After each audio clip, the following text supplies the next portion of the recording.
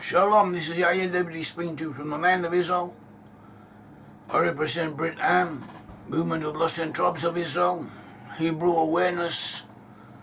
We understand that the lost 10 tribes are to be found amongst Western peoples. We have approximately 500, more than 500 video clips on YouTube on this matter. Each one of them is different. Here and there the material overlaps. There is some repetition, but on the whole we can say that every single one of them has something new to add to the subject, something of interest, something of value, and is worth looking at. Today, by chance we came across material in this book. Was that Origin, Lost 10 Tribes in the West According to the Prophets and History by Yair Davidiy, by myself. It's an interesting book. It's a short book. It's made for easy reading, for easy references, and it deals with the subject of the Lost 10 Tribes, and it goes chapter to chapter. In other words, we have a chapter on biblical prophecy, after that a chapter on history and actuality, then another chapter on biblical prophecy working through the prophets of the Bible, and we show how they all interconnect with each other. So we came up, when we were leafing through this work to see what we had written in the past, we came across in the chapter on Hosea, the prophet Hosea, we come across notes concerning the military power it was predicted the lost 10 tribes would have in their period of exile, especially towards the end times. So what do we have? We had originally 12 tribes of Israel in the land of Israel, 12 tribes of Israel in the land of Israel. After the death of King Solomon, King Rehoboam ruled over them. The northern tribes, 10 of the northern tribes, rebelled against Rehoboam. Rehoboam in Hebrew, Rehoboam, rebelled against him. They set up their own kingdom known as the Kingdom of Israel, sometimes referred to as Ephraim or as Joseph or as Samaria. And they set up this independent kingdom. And they were separate. They were different from the tribes in the south. The tribes in the south were known as the Kingdom of Judah. They comprised the tribes of Judah, Benjamin, most of Levi, and minority representatives of all the other tribes, whereas the majority of the Israelites were in the north. And they comprised 10 tribes of Israel, of northern Israel in the north, were conquered by the Assyrians. The Assyrians conquered them and took them all into exile. They all disappeared. This is confirmed by archaeological findings. There is no settlement, no Israelite settlement, dating from before the Assyrian conquest that continued to function. That there is evidence of continuing to exist after the Assyrian conquest. You will not find it. You can look it up. We have looked it up. It's not there because they were all destroyed and all their inhabitants were taken into exile, as the Bible says they were. And they were taken to different areas. And in those areas, they lost awareness, consciousness of their ancestry. They had already virtually forgotten it before their exile. Surprise, surprise, but that is what the evidence indicates. And even more so, in their places of exile, just as every other Asian people forgot their ancestry. And the 10 tribes, indications are they weren't that literate. They were not as literate as the people of Judah. They placed less emphasis on learning. And they worshipped pagan gods, and they were virtually pagans at the time they were exiled. They had stopped the circumcision. They had gone after other gods, so they would intermix with Canaanites and other peoples, foreigners in their land, in their own land, and learn their ways before they were exiled. And after they were exiled, this whole process of assimilation to the ways of the foreigner, of the non-Israelite nations, was speeded up.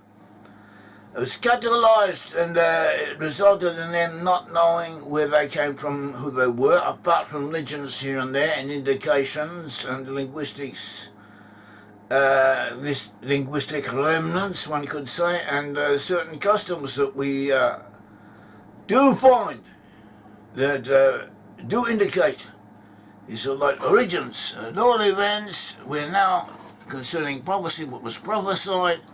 In the book of Hosea, it says that the book of Hosea is a prophet. Hosea the prophet actually was from the 10 tribes, apparently from the tribe of Reuben. Tradition says his father was a prince of Reuben. At the time the Israelites were exiled, he lived during that time, and he prophesied, and he was told by the Almighty to take a woman named Gomer, named Gomer, a woman of ill repute, one could say a loose woman, and from this woman he has children. And the children are given names and described in such a way as we see that they actually have come to symbolize the lost 10 tribes in their period of exile. And they are repeated, they are described as being distinct, separate from Judah. Separate from Judah, that means the kingdom of Judah, from whom came the kernel, the basis for the Jewish people at a later date. So the sons of Gomer represent the 10 tribes in their times of exile, as we shall explain, as we have explained in the past, we shall explain again, as we shall see. And Judah is separate. And Hosea describes the 10 tribes, describes the sons of Gomer as representing the 10 tribes, and then he refers to Judah in Hosea 1:7. He says, "Will I have mercy upon the house of Judah, and will save them by the Lord their God, and will not save them by bow, nor by sword, nor by battle, by horses, nor by horsemen." So he's speaking about the end times, or towards the end times. And Hosea lived sometime in the 700s, according to the conventional dating, perhaps a little later according to rabbinical chronology, which is a bit different from what the archaeologists and the academics accept now. It doesn't really matter. The bottom line is that he lived at an early date, and he lived at the time when the Israelites were exiled. And he is describing what will happen to them in the end times, and he also refers to Judah, the house of Judah, that is, they who became the Jewish people. And the Jews were destined. The Jews at that time had their own kingdom, and they were a formidable military power. They often won victories over their neighbours, and sometimes their neighbours defeated them, but they were up there. They were players on the international scene. And sometimes they fought against the northern kingdom and defeated them, and sometimes they were defeated by them. But they were players. They were a warrior nation like all the other nations around them. And that they had not been taken away by the Assyrians. They were not exiled by the Assyrians, but more than a century later, maybe about 140 years, sometime later, the Babylonians conquered the Jews. Were to conquer the kingdom of Judah and take them into exile to Babylon. And after 70 years, Koresh, the Persian monarch, would allow them to return from Babylon. And they did. And they re-established their kingdom, the kingdom of Judah. And they continued to develop it. Meanwhile, many of them were already in the place of exile in Babylon. Babylon was a big empire at that time. That, in effect, began the Jewish diaspora as we know it. And to and fro, things went to and fro. The kingdom of Judah, the entity, the polity known as Judah, expanded, contracted, fought and lost, was conquered by others, took its independence back, once again conquered by others. The Jews were persecuted, they fought against the Romans, they did this, they did that. and eventually they were scattered. The kingdom was conquered by Rome, and all of its inhabitants were scattered all over the Roman Empire. And that established the fate, one could say, the fate of the Jewish people as scattered all over the earth, as the prophets had predicted. Isaiah predicted, other prophets predicted it. That is what would happen, and that's what did happen to them. The Bible describes what would happen to them, and that is what did happen to them. And this was prophesied long before it happened to them. And the Jews were in effect scattered all over the world, all over the earth, especially in Arab areas, especially in European areas. And there were some areas that were numerous, some areas that were a minority. At one stage there were a very large number in Spain, but they were exiled, and from there they once again scattered. They would come to an area, live in it for quite a while, be very restricted in what they could do. In many places in Europe they were not allowed to be farmers, not allowed to engage in normal trades.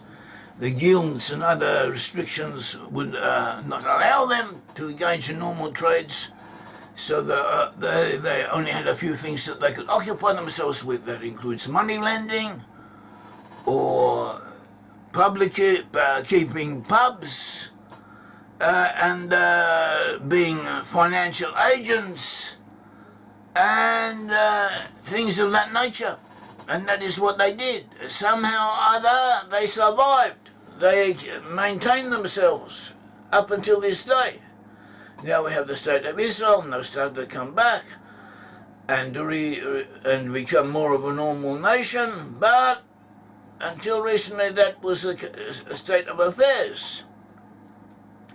And Isaiah describes Judah during the time of its exile. In Isaiah 1:7, he says, I will have mercy upon the house of Judah, and will save them by the Lord their God. And I will not save them by bow, nor by sword, nor by battle, nor by horses, nor by horsemen. And Judah, that is Judah as distinct from the 10 tribes. Isaiah is also speaking about the 10 tribes, so now he turns his attention towards Judah alone, and he says that Judah will not be a militant nation, it will not be independent, it will not have its own army in this time of exile, will not have bows and arrows, will not have horsemen, not have swords. The mercy of God will be over it, and through the mercy of the Almighty they will survive. That is what Hosea is saying, and that is what happened.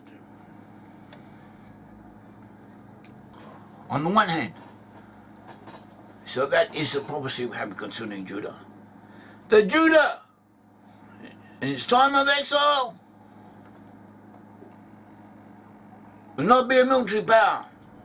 Now it has changed somewhat because we're reaching the end of times, and the situation the situation requires changes to be made. But up until now, more than 2,000 years, such was the case. Judah was at the mercy of other nations, it was a guest of other people, and it was not independent, and it was not known as a military power, as a militant people, even though there were great soldiers of Jewish descent and they had proven themselves in the past. That was not the direction they went in. That was what had been predicted concerning them. Hosea 1 verse 7, will have mercy upon the house of Judah and will save them by the Lord their God. Through their religion they would be saved. And they were. And will not save them by bow, nor by sword, nor by battle, nor by horses, nor by horsemen. And they were.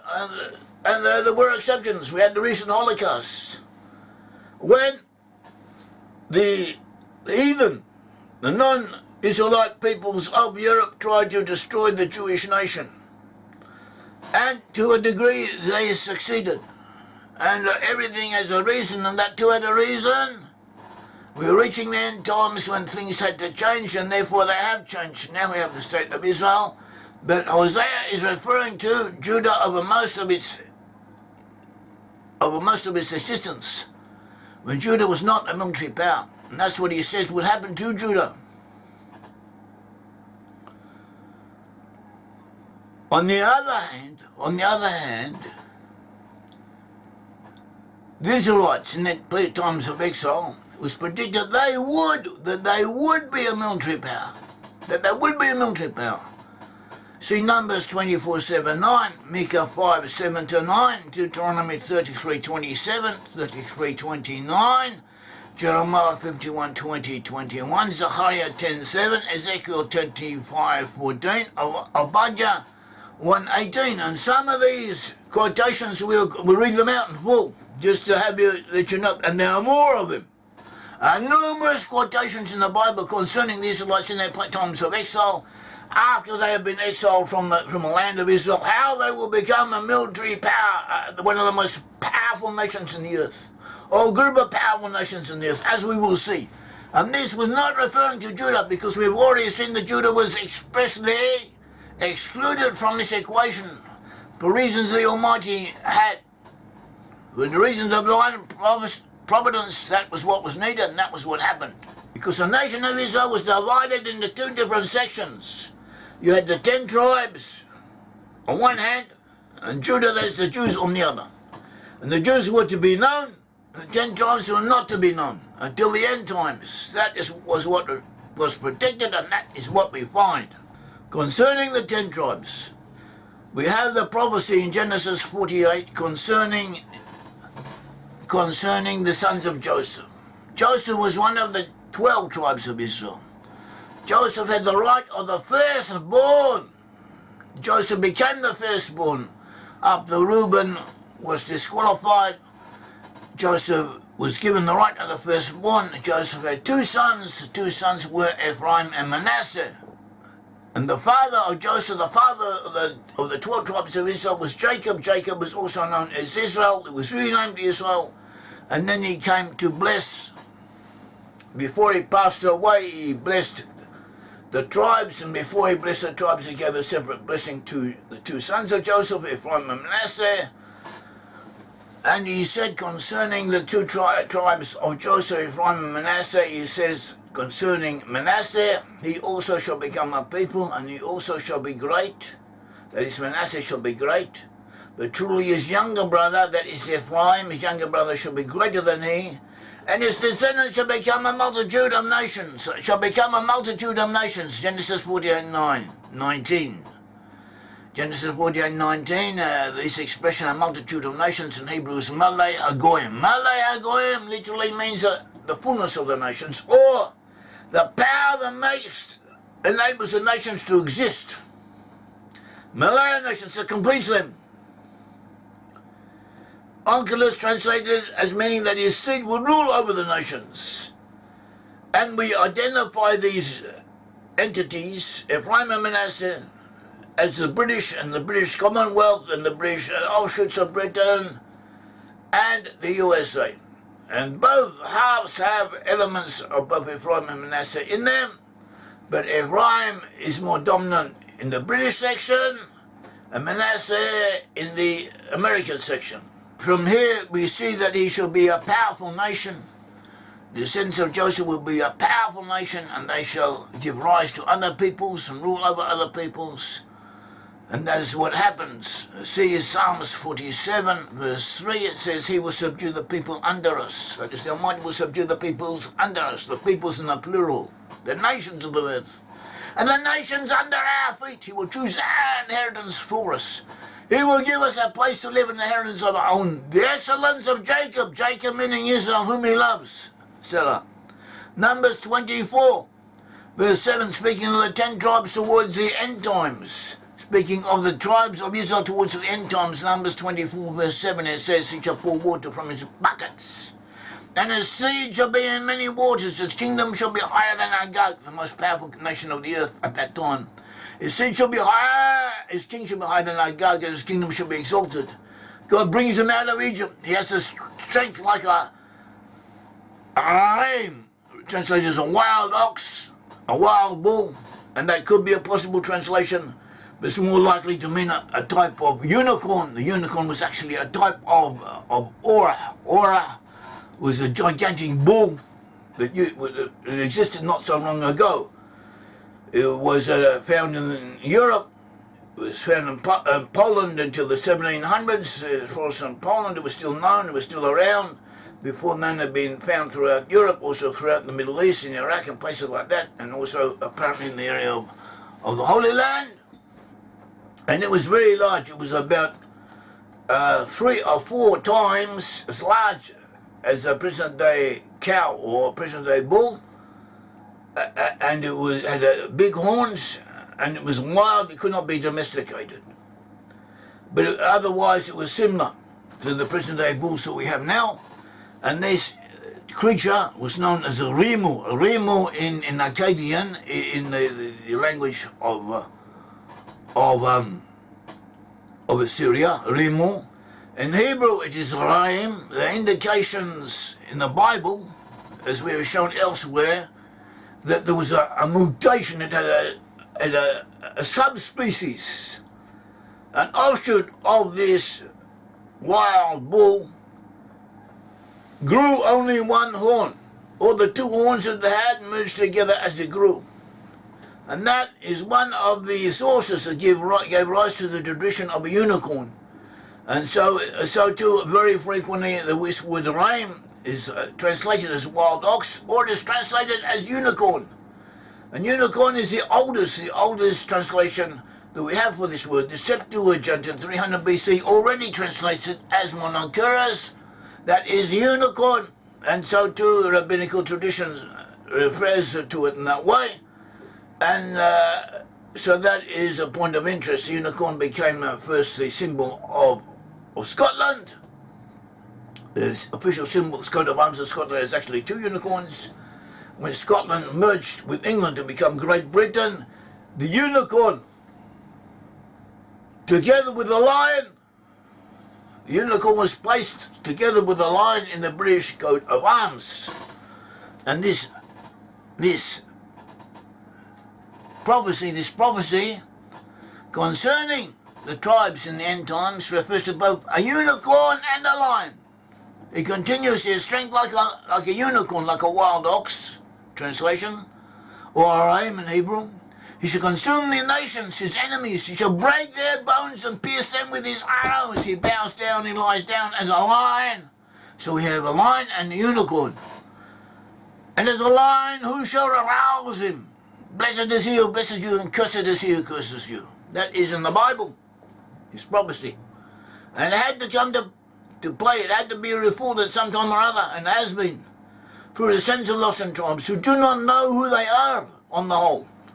But nevertheless, physically they exist. That is what we've been trying to tell everyone. Physically they exist. They exist now, and they are amongst peoples of the West. Micah, the prophet Micah says in chapter 5, verse 8, and the remnant of Jacob shall be among the Gentiles, in the midst of many peoples, like a lion among the beasts of the forest, like a young lion among flocks of sheep, who if he passes through, both treads down and tears in pieces. That is a powerful nation amongst the peoples of the earth. Deuteronomy 33 verse 27 says, the eternal God is your refuge, and underneath are the everlasting arms. He will thrust out the enemy from before you, and he will destroy. And that's what the 10 tribes have done. Happy are you, O Israel, verse 29, Deuteronomy 33, verse 29. Happy are you, O Israel, who is like your people, saved by the Lord, the shield of your help. And the sword of your majesty, your enemies shall submit to you, and you shall tread down their high places. Jeremiah 51:20. You are my battle axe and weapon of war. The policeman of the globe, you are my battle axe and weapons of war. For with you I will break the nations in pieces. With you I will destroy kingdoms. With you I will break in pieces the horse and its rider. With you I will break in pieces the chariot and its rider. And Zechariah 10. Those of Ephraim, that is the 10 tribes of Israel, shall be like a mighty man. The heart shall rejoice as with wine. There the children sit and be glad, their heart shall rejoice in the Lord. Ezekiel 25 verse 14, I will lay my vengeance on Edom by the hand of my people Israel, that they may do in Edom according to my anger and according to my fury, and they shall know my vengeance, says the Lord God. Abijah 1 Verse 26, and the house of Jacob shall be a fire, and the house of Joseph a flame. The house of Joseph a flame, there's the 10 tribes of flame. The house of Esau for stubble, and they shall kindle in them and devour them. And there shall not be any remaining of the house of Esau, for the Lord has spoken.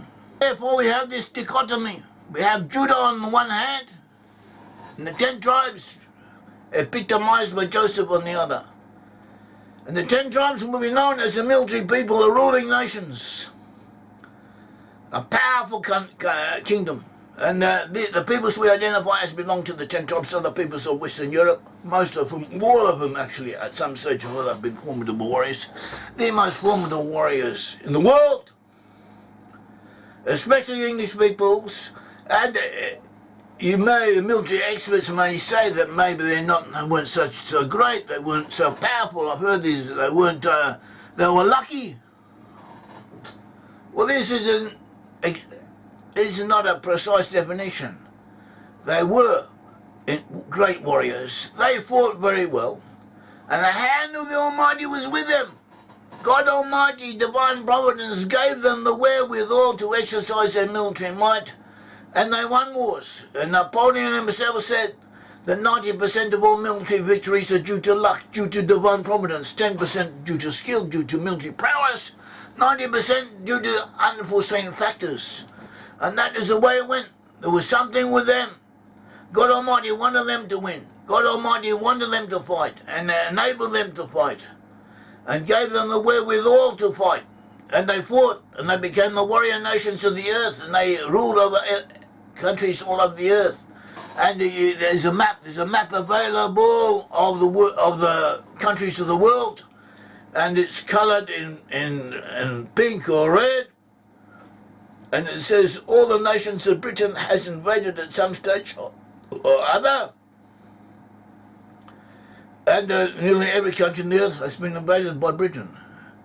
Maybe Luxembourg, Liechtenstein, I don't know, some other. Mongolia, no, Mongolia has been. But some other place like that way out in the middle of nowhere managed to avoid England invading it and conquering it at some stage or other, but at some stage or other, nearly every place on earth has been conquered by Britain. Also, America has made itself felt all over the earth. Its military might is felt. American bases dominate the world. And these bases are there, and they are paid for by the nations. On the whole, the nations where these military bases are to be found actually pay for America to have those bases there, and they don't really want them. In many cases, they'd rather they leave, but they can't really get them out. That this is something that most people are not aware of, not talked about, but it's true. America, through its bases, dominates the earth. There's bases in nearly every country on the earth, or alongside every country on the earth. That is, it hasn't got bases in Russia, but it has in Kazakhstan, right up in the heart of Russia. It has bases on the Baltic Sea, Latvia and Estonia, all over the place. It has bases that enables it to, if necessary, penetrate into the heart of China. To here, and this was part of the blessing that was given to Joseph, that he would have the gates of your enemies. This was a part of the blessing given to them. They were promises that they would possess the gates of their enemies, and they have done. This was promising the blessings to Abraham. And the gates of the enemies mean strategic thoroughfares, strategic ports, strategic entry places. As how the Midrash, the sages in the Midrash described the gates of your enemies as meaning this, strategic entry points into potential enemies, ruling over trade routes, ruling over strategic areas. And that is what the basis that the USA has, that is taken over from Britain, or together with Britain, and they rule over a good portion of the earth. They actually don't rule, but they have. They have, one could say, if necessary, but in time of duress, in time of emergency, they have a hold potential hold over every country in the world from which enemies can emerge. And so that it was a blessing given to Joseph. That was a blessing given to the 10 tribes. And Judah was different. Judah would not be known for its military prowess. On the contrary, Judah, the Jews, until they returned to the land of Israel as they do now, matters would change, but nevertheless Judah, despite Judah's being oppressed and dispersed and scattered, Judah will have remained faithful. In Isaiah 11:12 it says, Ephraim compasses me about with falsehood. Ephraim will have gone after pagan idols. After that they became Christians, and the Christians is like a halfway house as far as the God of Israel is concerned, but it is better than nothing. It has its own role to play. We are not against Christianity per se. We just do not belong to it. And